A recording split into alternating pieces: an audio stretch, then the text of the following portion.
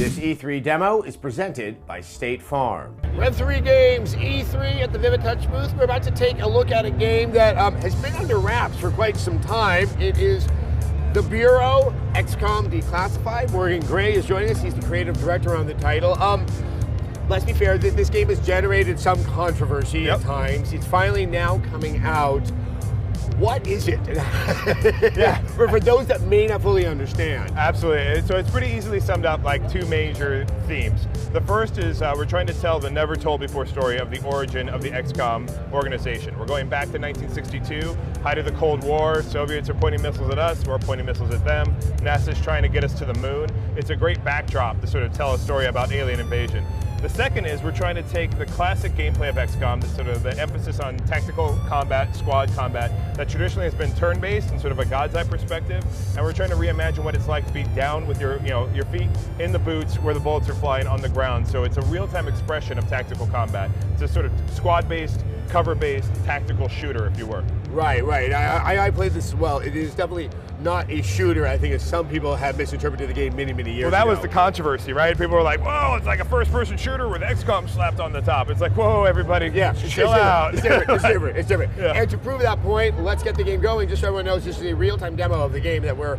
So where are we in the world? Where are we in the game? Sure thing. So we're getting close to the middle portion of the game we're at right now. Your character here is Agent William Carter. In fact, he joins an organization called the Bureau, dedicated to protect us against the Soviet threat. And then, of course, in the game, when aliens invade, we need to broaden our definition of what foreign means in terms of foreign threats to anyone not from our planet. Will here he's a battlefield commander, he's a squad leader in the XCOM organization, so he leads a team of 2 agents in the battle. Agents are cool, they come in different classes, you can customize their looks, appearance, their names, and their powers and abilities. Will here has been sent on a mission to Pima, New Mexico, sort of off the beaten path, is where a lot of our conflict takes place, to make a rendezvous with an XCOM operative named Nico da Silva, who's dropped out of communications. And it's a great little bit of the game here, because it's going to be easy for us to show off a lot of what's going on in terms of tactical combat, tone, and setting. Okay, so when you were talking about the other agents, I think we're going to see them very shortly. Yep. Do you have kind of a cadre of agents that you choose for your squad for a given mission? Well, you build out basically a roster, and if you're a sports guy, like a bench. You get bench depth of agents for the different classes. And it's up to you to manage them and sort of wean, grow, pick and choose which ones you want to bring on different ops with you. And if you're doing a smart job, effectively try to keep them all relatively high level so that when they die, and they will die, you're able to swap in someone who's got a couple missions under his belt, and you're not stuck with newbies trying to beat the game. Okay, so there's also there are aspects of it that will feel familiar to certain shooters, although we just said it's not a shooter. I mean, it's cover based, and there is real-time combat that you can engage in. Absolutely. So what we have on the screen right here is what we call battle focus. It's the interface that you'll use to get tactical control of your squad. It goes beyond just being able to fire off powers and abilities like a few other games. It gives you real-time control over your squad mates. You can issue movement orders in the battlefield, have them secure flanks, take cover positions. You're also able to issue target prioritization, as well as pick and choose from the different powers you've customized your agents with. The real awesome thing through Battle Focus is you're also able to queue out orders. So you can say, go here, shoot this dude, do that, go, and it all unfolds in real time. Okay, so I'm going to call out one of those other games that might be kind of recognizable with the wheel there, and that would be Mass Effect. The one thing I want to check on though, what happens to the support AI when you're not issuing commands? Is that something that you you play within the settings? Yeah, so unlike say other games like what's called like Dragon Age, we'll call out the setting thing. BioWare. Yeah, BioWare. We all play games. Our agents are autonomously smart, and basically depending on their class, they will perform different actions on their own. So the commando guy will be slightly aggressive. The recon guy will hang back, use a sniper weaponry.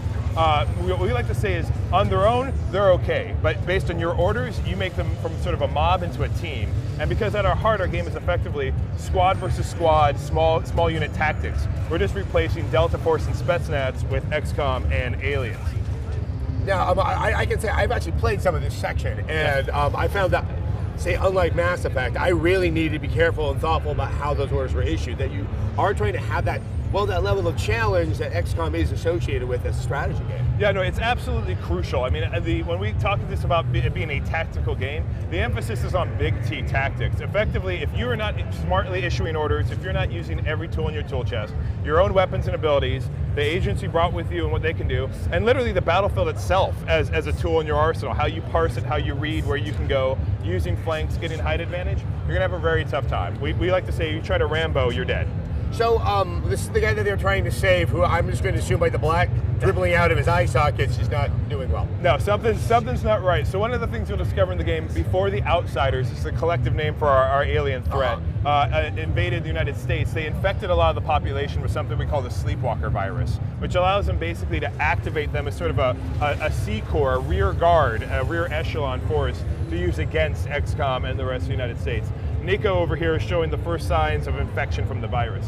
So is there really an XCOM canon that you're trying to work this into? Is there some sort of rule set in terms of the world? The XCOM games went far and wide, from the first game to Terror in the Deep, all the way to Interceptor and Enforcer. There's an overall loose canon in terms of how the menagerie of aliens interacts with each other and the pecking order of alien types that we're respecting. One of the fun things about us telling the origin story is we're going way back in the earlier days, so we're able to establish a bunch of things and then feed into things that are near and familiar to people who play the franchise. So I was going to point out, we may have just discussed this, but the decision while you're in battle focus, it doesn't stop things completely, it just slows them down. Yeah, things are happening real time. How does that change the gameplay? Well, I mean, I'll use sports analogies because I think it's a little easier and maybe not everyone knows it. If you think about this sort of playing in the battlefield as it stands right now is you calling audibles. Battle focus is like your huddle, but it's a huddle under threat. So time is slowed down to reflect the intensity. But as you can see, through battle focus, we're even though it's slowed down, we're issuing a complicated plan here. So our driver right now is telling his agents, take these two flanking positions, lay down a base of covering fire. Now fire off this plasma field, which is effectively like we're going to burn it's an area of effect damage thing if you're an MMO player.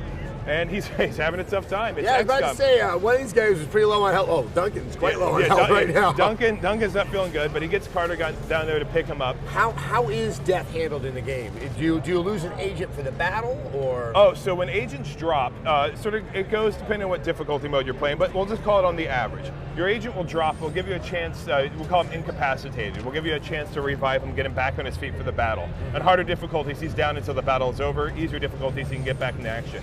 If you fail to resurrect him, if you fail to stabilize him in the battlefield, he'll bleed out and die. And he's gone for the rest of the game.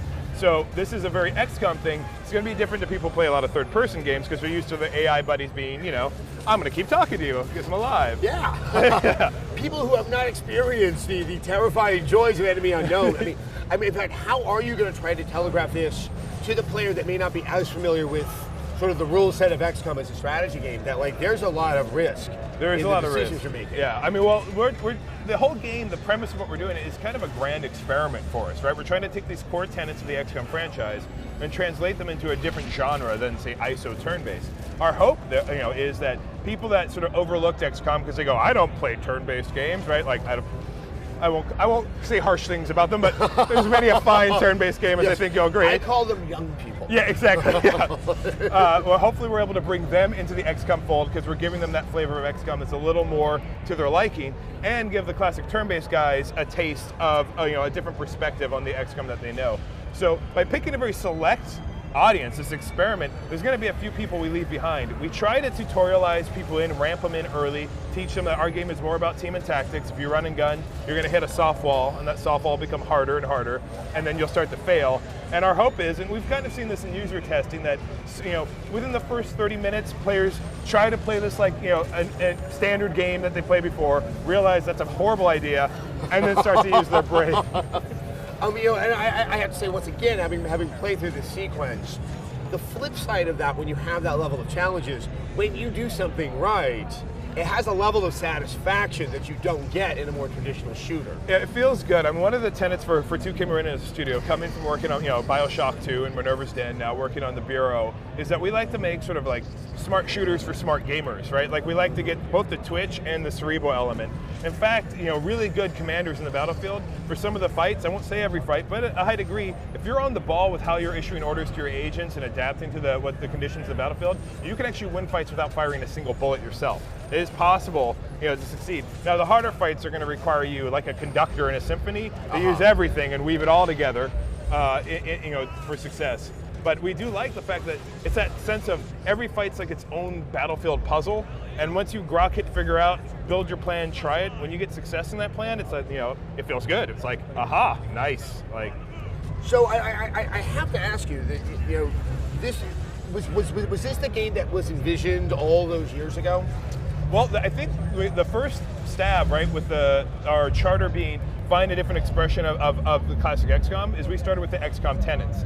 Tension, terror, team tactics. There's a lot of T's in XCOM. The first expression had elements of this, but we veered a little too heavy on terror, actually. It was a little more of like a horror game, if you recall what we're showing. That's right. And less of a focus on working with your team. And in sort of looking at what we were doing and thinking about to ourselves what we thought was XCOM, we realized at its core, there's a lot of aspects of XCOM. There's this strategic meta map, there was building your base. But the primary gameplay was squad tactics, you in the battlefield issuing orders to your guys. So we didn't dial back the terror, but we amped up the team and tactics aspect, on reflection and iteration. And when we started doing that, we felt that we did achieve that charter. Like, this is XCOM expressed differently. So, as we all know, during E3, video games, it brings out some passions in people. Yeah. Obviously, this game, all those years back, there was a lot of frustration, there was fury. What is it like on your end when that's happening and you're working on the game and you might know things that you just can't tell that audience? So the thing is, I've been doing this business for a while. Yes, you have. So I've learned to breathe, but I've also learned to we make games for people to play. Like, that's the best thing about video games. It's an art form, right? It's an art form that's shared, that we give for people to interact with. So reading the forums, people can only react to what we've shown them. So I can see how people could draw different conclusions and false conclusions and have rage over things, and I can know that they don't have the full picture. I just sort of, hold my hands, bide my time, knowing that at a certain point we will reveal more. Like when we first started showing again, we started with the live action trailer, which I think helped us show some of the tone and setting of the period. And then of course people immediately went, where's the gameplay? And I went, well, 2 weeks from now, 2 weeks. And then we started showing off the gameplay, and then people could see it. And I think for our game, a screenshot doesn't do it justice, because it doesn't bring into the fold like the tactical interface to battle focus, or how you have to really use your guys together. It just, you look at it and you go, oh, that's a cover shooter, I get it. I know for us, over time, there's going to be a type of gamer that's going to like what we're doing, and they're going to understand as we reveal more, and it's going to come together. And there's going to be some gamers, Lord love them, that don't want to use their brains. They just want to, they want to punk people in the face. No, that's fine. That's fine. This may not be the title for them. Yeah. So it's really, for us, it's always just a waiting game. Like, over time, if we're doing our job, if we're getting the message out, we're showing people, they're going to understand what we're doing, and some are going to like it, awesome, and some are not going to like it, and there's plenty of games, right? So I want to talk a little bit about the aesthetics, because there's a very interesting look. Obviously, is it 1960? 1962, yep. 1962, but sort of the soft tones that you're using that are kind of indicative of, I guess, magazine covers. I mean, it is playing on kind of a romanticized aesthetic. That is our goal, yeah. I mean, it's a great time period, right? Because we have the 60s as it was, right? Which is, we're going away from like we're the awesome generation, won World War II, building families, American dream of the 50s, to it's starting to change. So it's a great political hotbed, social hotbed. But there's also like this, it was the height, like, I mean, Mad Men's hot right now. This is getting the Alfred Hitchcock movies. Yes, yeah. All the style of the 60s is very fertile ground to sort of, just have a bit of a period piece, and then juxtaposition of taking that and making it a battlefield in which this alien force is actually terraforming our world and changing it. It just seemed a lot more interesting to us to tell what at its heart could very easily be, and then aliens invade as our narrative, right? And we wanted to do, like we've done in BioShock 2, to tell a little more interesting narrative, to have something that can give you 2, 3, 5 layers deep of a story and a setting that was interesting in itself, and not just interesting because it's an XCOM game. In terms of the skills that you and your agents have, How do those expand throughout the game? Well, so every combat, every kill gives you experience points, which right now we can see really, we're fighting a muton. It's requiring a lot of team tactics to take out. As you gain XP, you rank up, both Carter and his agents. The agents have different classes. You know, Recon, Commando, Engineer. Every class has possible abilities that you basically spend your ranks to purchase. So you're able to customize down different pathways through each of the classes, and then Carter himself. You also have what we call perks, which are sort of little modifiers. Do you want to be the commando that's more about dishing out damage, or more about taking it, like that sort of thing? So as you go down the skill trees, you're able to build a pretty customizable force. And because you're not able to max out any one single agent, we're trying to incentivize you to build up that pool of agents to try different powers and combinations and see what you want to bring to any given battlefield. Here right now, you can actually see we're moving over to the customization screen, where we're able to go in here as we move through and to the upgrading here. And we're able to pick and choose different abilities. But you can see over here, we're into the power-up screen, where you're able to customize down the different pathways of any given agent. You know, starting with the name, down to the clothing colorization, up to the powers. Our hope is that, you know, players will pick and choose from what's available and really be able to get like the fullness of what they can do with any given squad. And you know, one thing that I think many people were struck by with Enemy Unknown was that weird relationship you started to develop with your characters. I mean, are you allowing that sense where, like, you are building them enough that, you know, they become a reflection, I guess? That's what we want to have. We want to have people feel like, you know, name them after their friends, take them into missions, get that relationship, get used to the abilities they have, get concerned about losing out on those abilities if the agent were to die, and then ultimately if they, you know, see someone falling out and dead, then memorialize them on the memorial wall back at the HQ, where they're like, oh yes, there was Roger. He did good work for me. I'm sorry I wasn't a better commander for you.